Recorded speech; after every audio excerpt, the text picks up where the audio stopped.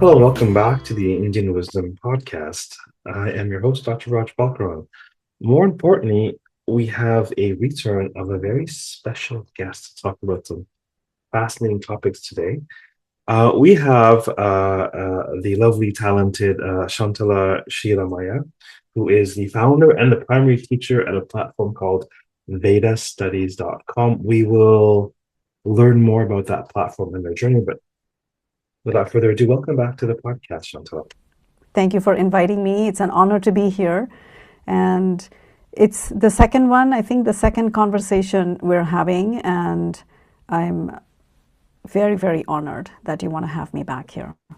Yes, well, the conversations that we're having are so simpatico. So much of what you do is parallel or similar to what I do, but also so unique and so needed. And it's part of, I think this conversation is part of a much greater conversation in terms of Indic knowledge system, Indic insights, pedagogy, meeting Western minds, Western students, Western, modes of being. It's so crucial. I mean, you live on the bridge, right?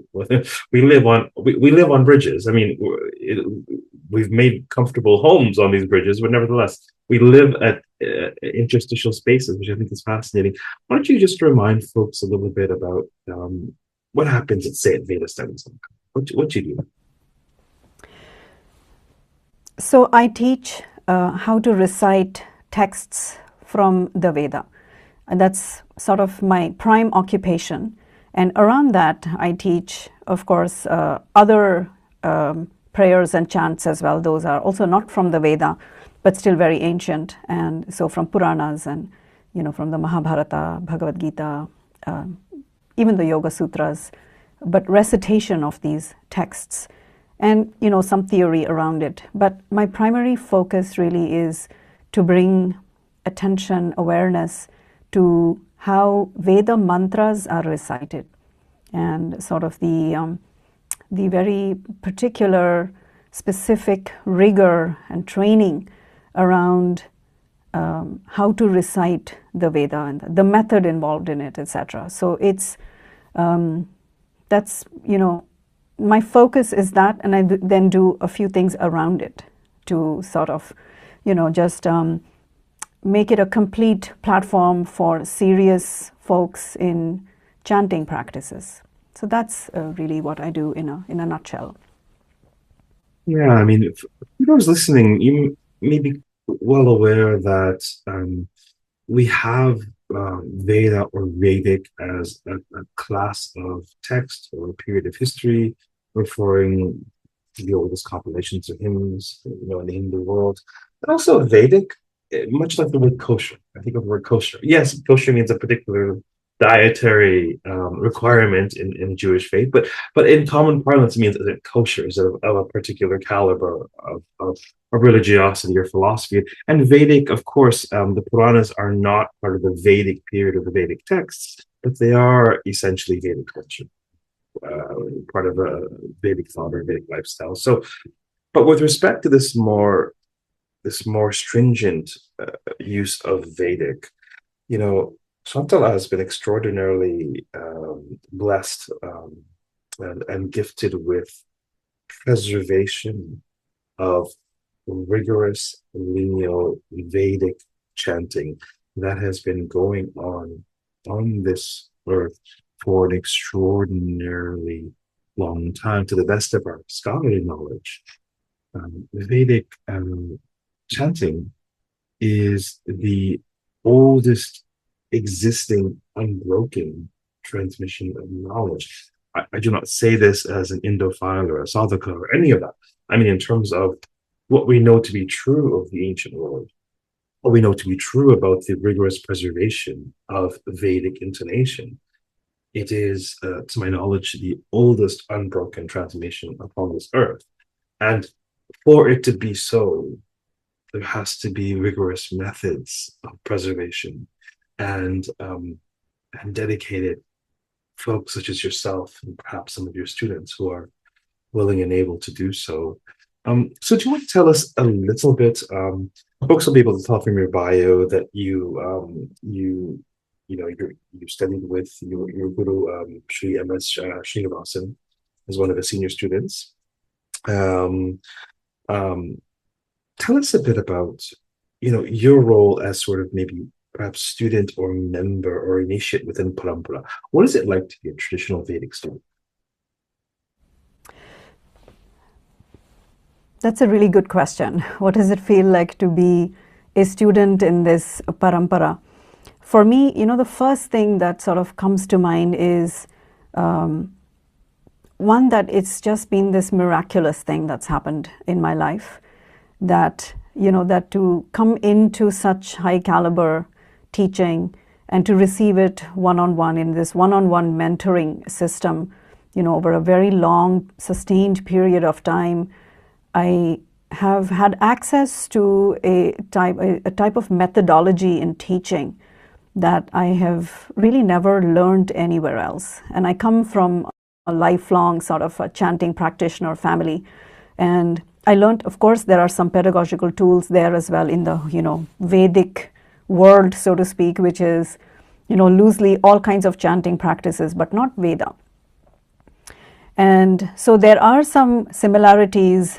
And so I did go to this teaching in a very prepared way, in the sense that I was very exposed already to Sanskrit, scriptural teachings, and I had a classical education growing up. So what I mean is, besides going to normal school, I also had the whole system of teaching in Sanskrit and learning the Veena, Bharatnatyam, classical, Carnatic music, all of that. And so I was very prepared in the sense of being able to receive teachings in this mentoring system, having one teacher focused on me and having to show up. It's a great responsibility to have a one-on-one teacher, and that there is no excuse, there is no break, there is no other option other than showing up fully prepared for every single class. And so practicing, the rigor with which I practice myself has been a very strong component of that relationship with the teacher. And so I think that's one of the main things. What is it like? It's tough. It comes with a great deal of responsibility. And along with that, what I realized along the way is that it's a great gift to receive such teachings and should be shared with other seekers, those who perhaps wouldn't otherwise have access to this type of teaching. And so that's, really the sort of how I felt in the beginning and how it evolved. In the beginning, it was really, oh wow, I'm getting this amazing teaching, and just 3-4 years of studying with him, I realized that actually this is something that has to be shared further. So that's really where I was when I started studying with him. Yeah, so many fascinating threads there. It is difficult and then impossible to convey the uniqueness of that relationship, of that parampara relationship, or relationship with a traditional teacher or guru, or even an acharya, or someone who possesses a body of knowledge, whether they're awakened or a spiritual exemplar. But that relationship where it's parampara, it's from one to the other, and it is a beautiful, powerful relationship. Of course, there is an extraordinary level of responsibility entailed on both sides of that relationship, and rigor and integrity, but also love, but also joy, but also sort of a transformative, altering experience of realizing that, or feeling the power of that which is being poured is beyond either of you. That there is this extraordinary power of tradition that comes through that dynamic.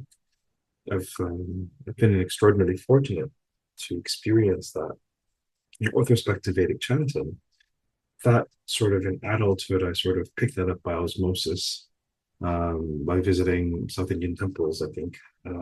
But now I have the opportunity, like other students, to actually study with you online and learn proper, according to your lineage, Vedic recitation that is very involved.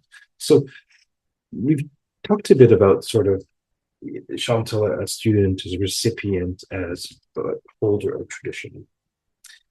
Now let's talk about the other side in terms of Shantala as teacher and that dynamic, because I imagine it's the same with you as it is with me. There's an asymmetry with me insofar as the way in which I receive knowledge from my group is related to and it informs the way in which I share knowledge, but the way in which I share is different in that it is not necessarily one-on-one. There's a different barrier of entry. I mean, I don't want to put words in your mouth, but could you say a bit about how whether it's the same or whether it's different in terms of how you've received and how you're sharing? Actually, you already summarized it beautifully, and it's very true. I think the way I receive is very intense, and it has grown, right? It's not that it was intense from day one, but the amount I'll give you a few examples, So one of the things in the way I receive the teaching is that it's very, very, there's long and, large portions of text that I study every week with my teacher. And so this method of study, it has grown, it's like over a decade now. And the amount of material we go through every week is incredible. But it's the focus with which that transmission happens is just amazing. But I know that that's one of the things that I couldn't pass on in exactly that same way. Because, we have students who come, so the way I transmit that is quite different. It's the same teaching. So if I take, for example, any suktam, I'm teaching exactly what my teacher taught me. But the pace is different. The materials that I prepare for students is quite different. And, with me, it's just the text and my teacher. There is no other resource to study. It's completely oral, and I don't take any notes. There is no other, there's no other sort of system in place. It's just Adhyayanam. So Adhyayanam is the name of the transmission. How the teaching takes place is called Adhyayanam. It's very humble, actually, but it's how sound works. And so the teacher repeats a section of the text, and the student repeats twice. And once that repetition is done, the teacher then is able to align anything that is sort of maybe off with that. So maybe a swara is off, maybe the intonation is off, or maybe a syllable wasn't aspirated correctly, or maybe some, visarga or anuswara. I'm using a lot of Sanskrit words here, but maybe some phonetic rules were missed. And so this alignment takes place. And when that alignment takes place, there is also a backdrop to that alignment, which is that, remember that in the Pratishakya, we have this sutra. So this is, Pratishakya is the rule book of recitation within the Krishna Yajurveda tradition of Veda. And so the backdrop of the framework of the rigor of rules of recitation is brought into the foreground, and it's explained through that. And so it's not, what I'm trying to say is that the teaching is not taking place in vacuum. It's very Shastra, very scriptural based, and there is a, big tradition, and there's a long tradition and methodology of teaching, which is something I've learned through observing my teacher, right? And observing over a long period of time, observing him teaching me, but also observing him in group classes in his own shala. And through that, I realized that actually we cannot teach such, long, large portions of text in each class, and it needs to be quite limited, and there needs to be quite a lot more explanation and perhaps a little more, visual guides in terms of what are these phonetic rules, how are they changing, and showing that in a sort of a particular format which I devised and sort of came up with. And also providing some recordings which people can use in between classes to practice with, because I really understood that independent practice, it's not really possible, and we don't live in a gurukulam where we are doing this adhyayanam every single day. That's what they do in this, ashram gurukulam setting, is that every morning you wake up and you can do adhyayanam with your teacher. And so I recreated that adhyayanam process through, recordings on the self-paced course format. So in between live classes, students are able to practice in between exactly what is taught in a live class. And so this is what is different in terms of me as a teacher. It's a slightly limited amount of text per class and a little more explanation, a little slower in sort of the pace, and more resources so that people feel independent while studying. So they shouldn't feel like every single time I must only study with a teacher, but they get the first teaching and then the practice can be more autonomous. That was the idea, so that there can actually be progress in studying, because it's such a rigorous system. It feels like, wow, this is so entirely teacher dependent that it probably won't survive in this format. So it needs some, there needs to be some way in which we can make the student a little bit independent in between classes at least. So that was the idea. And so there's quite a few things different in how I teach compared to how I receive the teaching, although the teaching is exactly the same. It's just that the pace and some of the other things around that have changed. So it's really hard to explain all of this. I'm so glad you're asking me these questions, because it's so helpful for me also to sort of just go over this, and it's just it's so great to reflect on all of this stuff, because it's really a lot of work that happens in between me receiving the teaching from my teacher to me being ready to sort of transmit further to a group of people. Yeah, so thank you for these questions. Yeah, you're welcome. We often don't know what we think until it comes out of our mouths, and how. One of my long-standing popular podcasts has to do with interviewing authors on the new books, with the New Books Network. We cross-posted Jordan's conversation to that podcast as well. And I've had this cheeky comment, at least a half dozen times over the years, where folks have said to me after we stopped recording, or emailed me and said, I didn't really fully understand what my book was about until our conversation. Now, of course, they understood the method and the detail and the conclusions, and of course, but there's something about these purposefully naive, sort of unassuming questions. Oh, so what's your book about? Oh, so why is that important? That forces us to really refamiliarize ourselves with our own work. So I'd say it's intriguing. A part of what empowers this conversation is that I've had the good fortune of taking your foundations course. Of course, we looked at the great number of, as I've mentioned, I've been a Plantaholic for decades now. But it's not, in that capacity, I'm sure, musician. I'm not a classically trained musician, and now, to use the analogy, I'm gaining some more rigorous training in terms of Vedic recitation. That wasn't, it's different with the Puranas or the narratives. That's where that's an area where I have more specific knowledge and bring into focus things primarily. Chanting has been a deep passion and love of mine, but it's not been an object of rigorous study until now. So I've had the good fortune of studying and experiencing firsthand the pedagogy. I have not been a student in a very, very, very long time.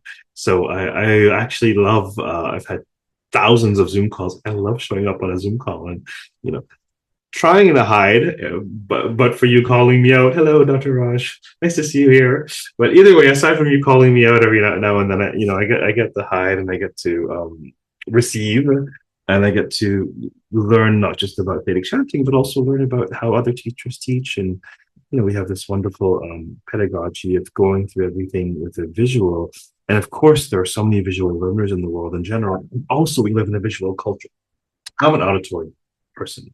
So, without having pedagogical training, I would just yammer on for 2 hours and hope they pick up what they can, because that's how I was trained. That's my disposition. But no, now I have slides, color coordinated slides and this and that, because they're needed. But while the recitation is the same, while the teaching of, for example, the Suktam, the Durga Suktam, would be taught precisely as you would hear it on your Spotify account, as you hear it from another traditional teacher, while that remains the same, it seems there's something very different about the positionality of your studentship and the nature of your studentship, and perhaps even the goals and aims of studentship.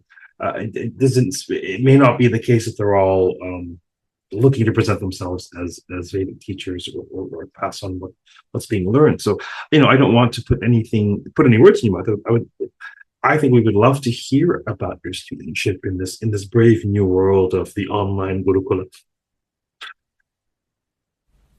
So just to clarify, are you asking about the type of students who come to my classes? And I would say so. I would say generally, like who is it that comes, and who is this for? And also, while the recitations are identical, Shantala students, I feel, is different from Shantala students. I see. So you're saying that perhaps how I sound on Spotify, etc., is quite different from how my students sound. Perhaps, but what I mean to say is the way in which you are a student of tradition and you're holding tradition, you're a lineage holder. I feel that your students all learn with the same rigor, but they may not be lineage holders. But I wonder, could you comment on who it is that comes and what their aims and goals are? Okay, so I see a layer of multiple questions here, and so I will sort of move through that. And I want to speak just a tiny bit more about, just to be really clear, I want to speak a tiny bit more about my own sort of studentship, as you say, with my teacher, because it's very, because I grew up in this particular kind of family that, has had this Guru Shishya Parampara, right? For us, there has been no other method of any kind of Indic-based study, right? So I was studying the Veena, I had a guru for that, and there was a Guru Shishya Parampara. I was the only student, and I was learning one-on-one, and it's the same with the Carnatic vocal music as well, right? I had a one-on-one teacher as a child, and I learned for many years, and so I've seen the kind of rigor, and frankly, I had not seen anything else. And so when I showed up to my teacher, for me, I think I was a very prepared student. And I sort of knew what comes when a guru accepts you to, in this mentorship model. He's giving his time, and now it's over 10 years that he gives me 2 hours every week, right? Every Thursday, every Friday, there's always this 1 hour blocked for me, and we've learned various texts in that, and I don't get to choose which text comes next, and it's a very led model, but it's a very quiet form of teaching as well. There's not a lot of talking, and there's not a lot of other things that go on in this class. It's just adhyayana. So it's very, very intense. And so this is not something that I can, practically offer to others. And so what we've done is, in collaboration with INDICA, we offer a teacher program. And it's not a class you've been in, and it's not a class you've not, so you haven't experienced the studentship, so to speak, of our cohorts there. But I'd love to welcome you once to come and see that group. And I think you will recognize some strong lineage holders there. And I'll perhaps even send you some of their websites and their recordings, and they sound incredible. And so I think that'll give you a full picture of the type of students who come to us. But in general, when I'm teaching these suktams and I'm teaching the foundation, etc., it's everyone who wants to be a serious student of chanting. And anyone who is related in any way to the Indian knowledge systems. So it could be yoga, it could be Ayurveda, Jyotisha, and we have householders, we have Indians who are living in India, we have Indians who are living away from India but want to connect with their own traditions. And so we have this really vast range of students, and a majority of them are learning so that they can have a prayerful practice, either as an everyday practice or for specific occasions. So, for example, those who are learning the Gayatri mantra and the extended practice of, doing pranayama, etc., with Gayatri, this is for a daily practice. And it's a short practice, so it can be done. And in my world, daily practice is 3 to 4 times a week, right? It's not the everyday 7 days Sandhya Vandanam. We don't do that. So we do a very non-initiate, practice as much as this embodied life will allow you to as a householder. That's the kind of practice that people are doing. And when people are learning Durga Suktam, Devi Suktam, it's so that they can celebrate Navaratri in a way that, it's an offering of your effort to the great goddess. And so this, this particular application of your attention to sound, to the phonetics, to this very exacting method of repetition, but also absorbing, all of the rules of recitation. This is, what we teach. We teach all of the students, but we pay more attention to it in our teacher classes, because the mantra instruction, as we call it, so how to recite this mantra, is taught along with the mantra. And that's when people transform from being practitioners to also becoming lineage holders. So if they share further from there, they are able to pass on not just how to recite these mantras, but also be able to explain to students why it is recited that way, what are some rules holding this lineage, and how to even guide students when they are not reciting correctly. So we have this whole range. We have, really true beginners, people who have never recited any Veda before, to many, majority are actually people who've learned something. They've either traveled in India, they've been in ashrams, or they've studied yoga, or they've, done some work in this Indic space, and then they come to me because they want to learn it in a structured way. So that's, the sort of long answer to the multiple questions that, was sort of very cleverly hidden in that one question you asked me.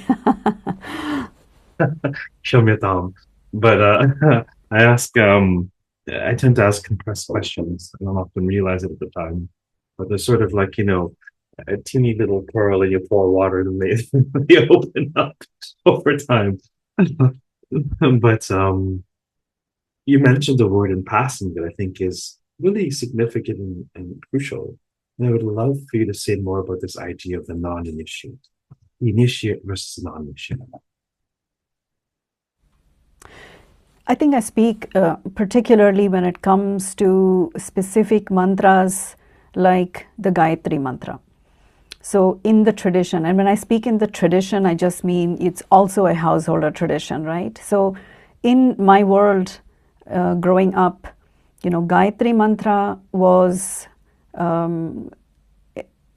received through a particular and very elaborate ceremonial initiation, right? So we had this ceremony called the Upanayanam, thread ceremony. And the individual who being initiated is quite young, usually before 11 years old, because after that they have learned to say no. That's what the tradition says. So you do these initiations before the no becomes very prominent in one's life, right? Before they become adolescents. And so, for example, my brother was around 11 years old when he was, went through this formal initiation. It's a ceremonial initiation. And it's not just the ceremony, but for months before the ceremony, there's a lot of training on, multiple rituals, etc. that happen. Because when you do the ceremony, it's basically a commitment that I am going to do Gayatri Japa every single day of my life. We're also making a commitment that not only am I going to do Gayatri Japa at these 3 Sandhya times, at daybreak, at noon, and at sunset, but that every waking moment and every action I perform is itself a ritual. And so waking up is a ritual, and your morning ablutions become a ritual, and there are things to do around that, right? There are chants to perform, etc. Your daily meals are a ritual, and so there's all these, ceremonial things, ritualistic things that need to be done before that, and of course, Gayatri Japa.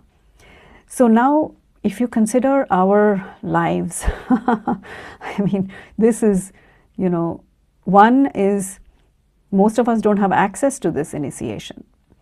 Right? Because it's really, a father has to have done all this particular number of Gayatri repetitions before he can initiate his child, etc. And plus the access to the particular type of priest and all of this. Some people have access, but most of us in the real world don't have access to this type of an initiation.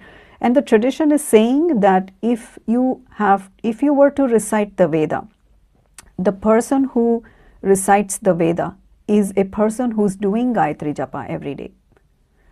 And that person doing the Gayatri Japa every day has had an initiation ceremony to do the Gayatri Japa every day, and we don't have that.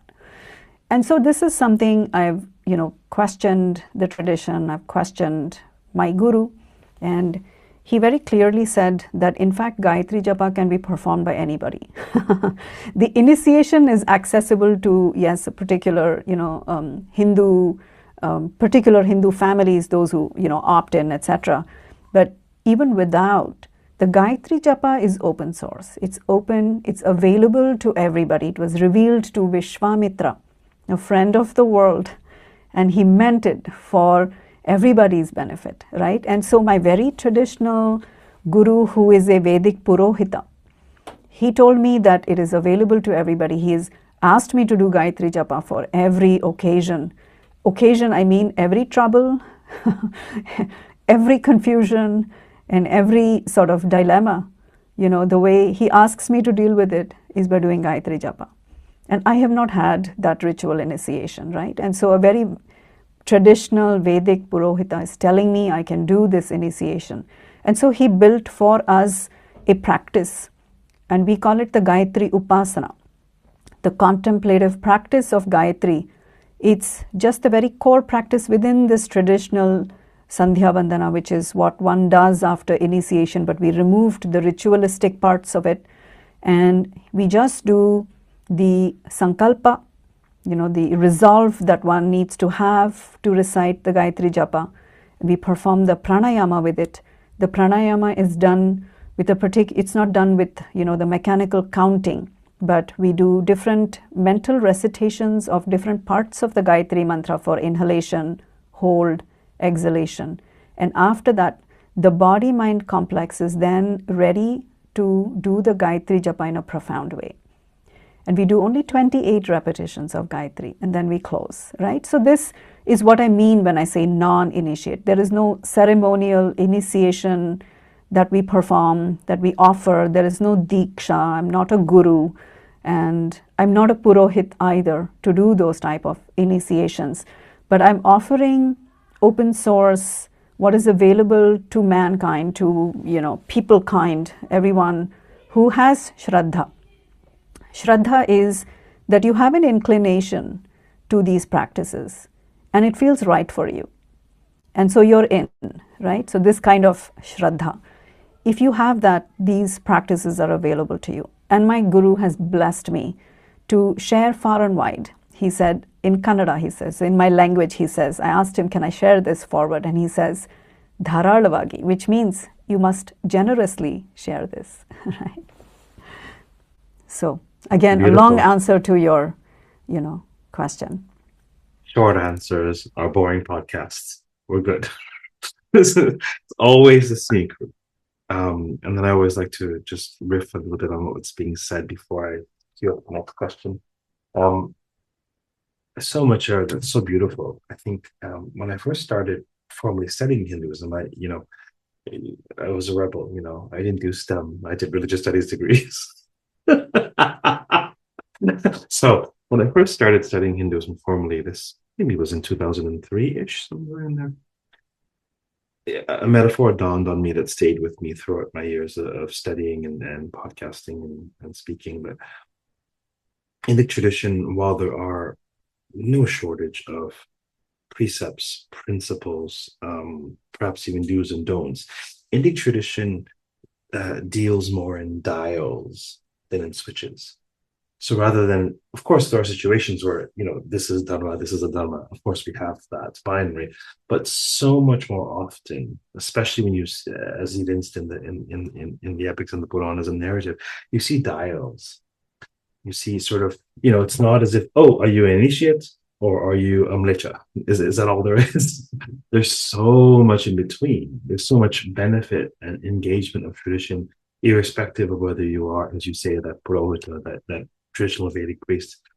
I love the invocation of Vishwamitra as the revelatory source, as the rishi to whom the Gayatri was revealed. Now, whether one believes that ontologically or historically, I mean, it's all the same to me. I love the symbology of it insofar as, Vasishta, best of sages. Parampara, the Parampara on steroids, right? He was the original. He was the original one, right? Vasishta. And there's a rivalry between Vasishta and Vishwamitra, who was a king, a householder, the apex of society. So Vishwamitra has this transformation in going from the apex of society while wrestling and being entangled with Vedic tradition and having his desire over his wish-fulfilling cow sorted out. He ends up doing tapasya to, for the first time in the history of Indic lore, to become a Rajrishi, become a seer. He becomes a seer from first being a householder and king to boot. And so perhaps it is all the more telling then that he's saying, yes, this is for everybody. Even idiots like me who were once a king and now is a full-blown now I'm a full-blown sage. So I think that's fascinating. I love the quip as well about initiate them before puberty, before 12. Get them before opinions and hormones. Start overtaking them. So yeah, it's lovely what you say insofar as not needing to be an initiate with a particular quote unquote pedigree or access or enmeshment in order to nevertheless receive and share and benefit from Indic traditions, in this case, Vedic chanting. Another core idea I think that you touched on in the wonderful answer to the initiation question was the idea of access. What I would love to hear a bit more about is in terms of access as a woman. What's that like? Is there an issue there? Is there a tension there? I don't want to put any words in your mouth, as I say, but what's it like being for women in tradition? Is it sort of old school? Are things changing? And maybe you could even bring in, one of your greatest of gurus, your own mother, and share a bit about that context for us. That's a really great question, because definitely there is tension, right? But I think we need to be clear that the tension is in India, right? The tension is not outside India.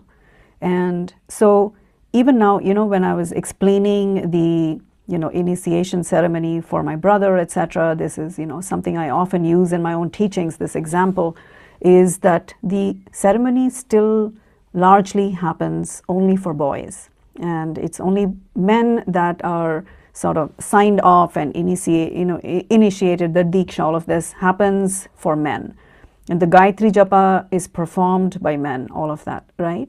And so I grew up also with that understanding, because my mother, my greatest guru, she was her guru was aligned with the acharyas of Sringeri Matha. So it's aligned with the Shankaracharya acharyas. And so very traditional, very orthodox, and mainly teaching compositions of Shankaracharya. So we studied Bhagavad Gita, and apart from that we studied, all of the Saundarya Lahari, Ananda Lahari, all of these things, and other, recitations aligned with what women are allowed to perform, right? So Devi Mahatmyam was a very big part of my life as well. And my mother was a teacher of Devi Mahatmyam. It was her sort of crowning glory, that one, and Saundarya Lahari. Those were the teachings, right? And we constantly were told that Veda is not for women. And so fast forward, and I am introduced to my guru, M.S. Sreenivasan, and he turned everything on its head. And of course, I want to say, I sort of, when you said you were quite the rebel, I had a similar streak. And so I think we have a little bit in common there.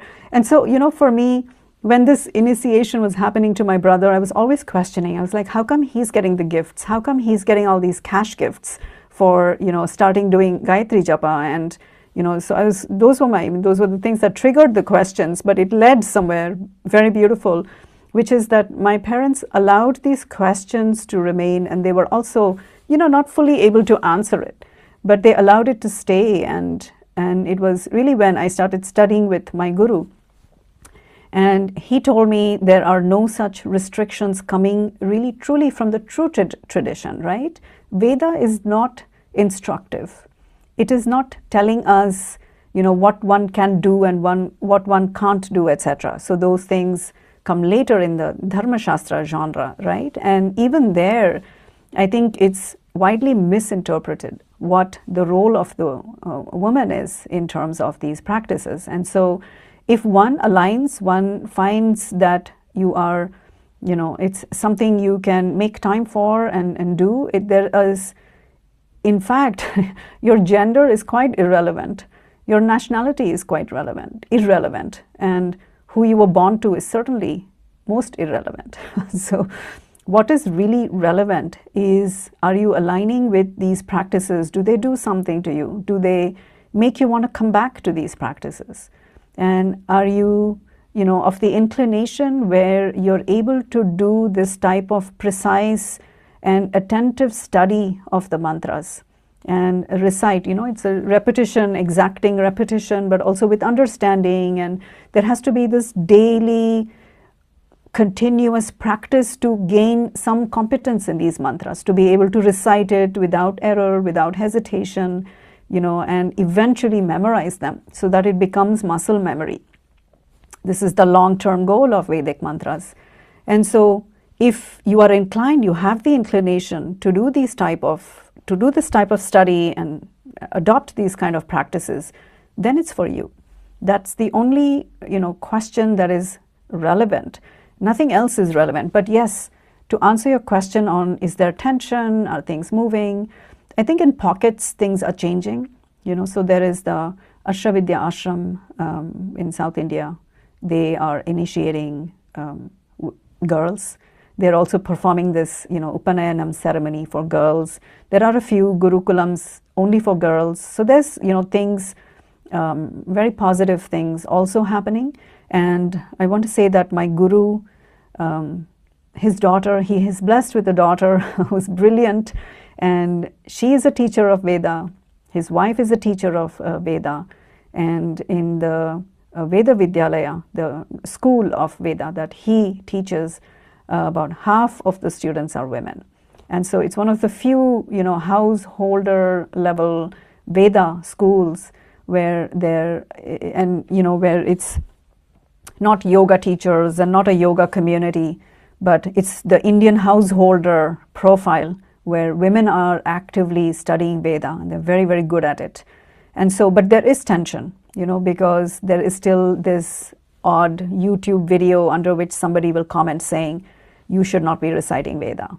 Women should not recite Veda. It's sort of the first comment you'll hear from people who don't really have a good understanding of what is really in the Veda. And that there are, more than 25 rishikas, female seers to whom mantras were revealed to. And that there is no mantra in the Veda saying that it is limited to a particular type of person to enjoy and to benefit from these mantras. In fact, it continuously says it's for everybody. Thank you for the beautiful transmission surrounding that. a number of things. It's just I muse at this Devi Mahatmya connection, that this was something that you were raised around, that your mother held a tradition around, and it happens to be a text in which I had the good fortune to be initiated in, and also was the topic of my PhD research, really looking at the tension between world affirmation and world denial, the very tension we're talking about that we see in the Devi Mahatmya. You know, at the end of the Devi Mahatmya, the Devi gives two boons. One protagonist gets moksha, and the other gets sovereignty, Rajan. So there's this what I call the Dharma double helix, this tension that's innate to, I think, all things Devi. That's fascinating. It also happens to be, without planning at all, it happens to be the spring 9 nights festival, the Chaitra Navaratri. As we speak, you're currently teaching a Devi Suktam course in which I'm enrolled, and at which I think I hear that I'll be sharing some guest lecture insights as well. So there's that wonderful sort of Shakta thread there that I quite adore.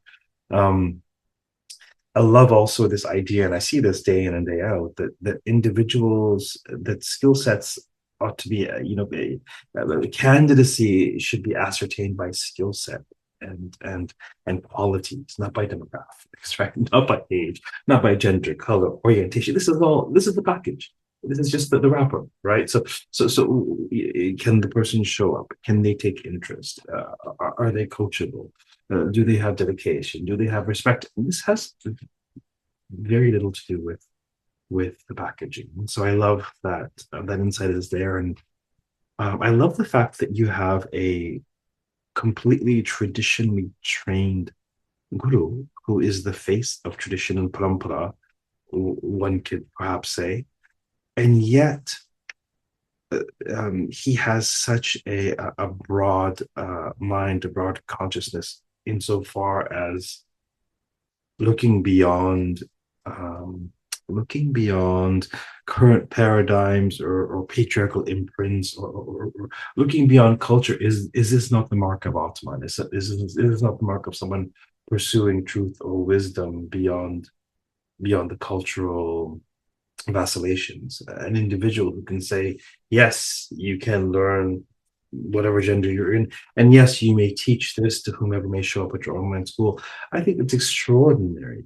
Would you say that such as your teacher, would you say that this is innovation, or would you say that this is actually insight into what the tradition always was?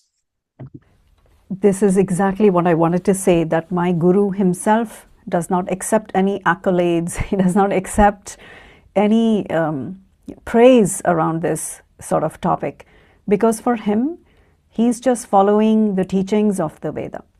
And this is the true tradition, that there is no, that one. And so he says that his pravritti, right, his foremost occupation is being a Vaidika Purohita, right, is following the Veda and Purohita. So he's sort of leading the way in how this tradition was held. And he's 4th or 5th generation in his family holding this tradition, right? It's really that, it's really that family tradition. And they have memorized the rules of this recitation, and the sutras, right? They're able to quote sutras from the Pratishakya, from the Taittiriya Pratishakya, which is the vedāṅga that informs the recitation practice. And they do it for every single student who shows up. It's not that they are sharing these, what we call the secrets of recitation only with teachers or so. They share it with every single student that shows up at their doorstep. It is absolutely beautiful. And so, no, it's really not an innovation. This is what is, tradition. This is what tradition looks like. And hopefully we can continue it, right? What an inspiring thought. I love that. And that resonates so deeply, that what we are doing on some level is not, it is a prima facie innovation for more traditionalists, but it's actually a reclamation. It's reclaiming the essence of tradition. I love that idea. Thank you very much for appearing on the podcast today. You're very welcome. Thank you very much for having me. For those listening, please have a look at the links in the podcast notes to access Shantala's wonderful online school platform, vedastudies.com, and her Spotify account where one can hear, listen, maybe even chant along to some glorious Vedic chants, pristinely preserved and available to all. Until next time, keep listening, keep well, and keep contemplating the power of tradition. Bye for now.